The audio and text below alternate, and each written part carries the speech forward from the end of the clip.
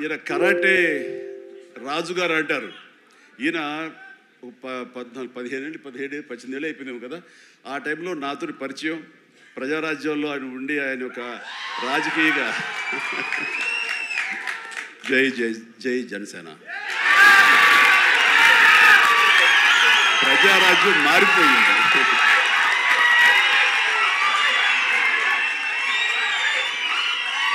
ప్రజారాజ్యం రూపాంతరం చెందింది జనసేనగా.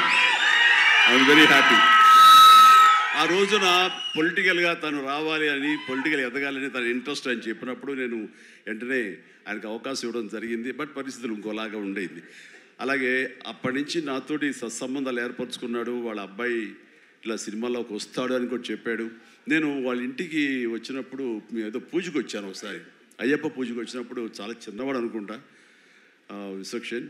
బట్ మరి ఎట్లా తనలో ట్రిగ్గర్ అయిందో, మరి అంత దూరంలో ఉన్న హాలీవుడ్లో ఉండి హైదరాబాద్లో సినిమాల్ని ఎలాగ ఆకర్షితులు అయ్యో తెలియదు. ఇంత నువ్వేనో అన్నమాట.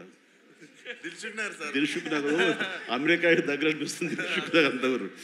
సో ఖచ్చితంగా తనకి కావాల్సిన విధంగా తనకున్న హిడెన్ టాలెంట్స్, అటు రైటింగ్ కానివ్వండి, అటు డైరెక్షన్ టాలెంట్స్ కానివ్వండి, యాక్టింగ్ కెపాసిటీస్ కానివ్వండి, ఇన్ని ఉన్న వ్యక్తి ఇంటి పట్టును కూర్చోలేరు. ఖచ్చితంగా పరిశ్రమ రావాలి, ఇక్కడ అభివృద్ధి చెందాలి, ఇక్కడ తన సత్తా చాటుకోవాలి, తన జెండా పాతాలి.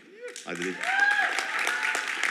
అండ్ అలాంటి అవకాశాలు నిండుగా మెండుగా ఉన్నాయి. ఇప్పటికే ప్రూవ్ చేస్తూ వెళ్ళిపోయాడు. ఇంకా ఈ సినిమా తర్వాత ఆడవాళ్ళ గుండెల్లో మగవాళ్ళ గుండెలో స్థానం సంపాదించుకుంటాడు. కొంచెం ప్రౌడ్గా అనిపిస్తాడు. కాబట్టి నాలాంటి కూడా కొంచెం అలా చూసే అవకాశాలు ఉన్నాయి. రైట్, చాలా సంతోషం.